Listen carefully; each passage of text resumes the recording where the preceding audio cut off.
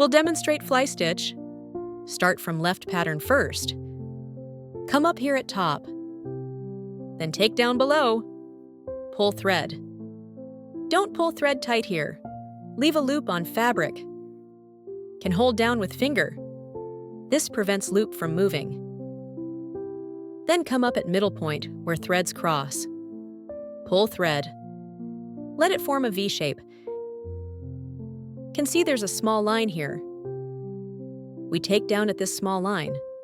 Stitch a small tail to lock body in place.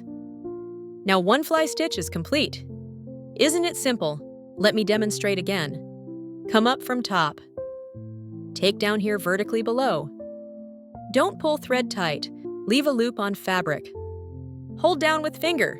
Prevent it from moving. Come up at middle point. Take down with small stitch below.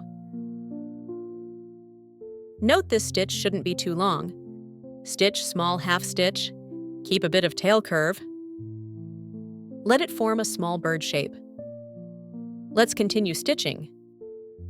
Take down. This stitch creates effect very like V-shape, also like a small flying bird. So it's called fly stitch.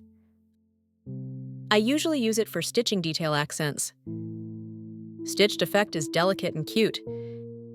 It's a very good choice.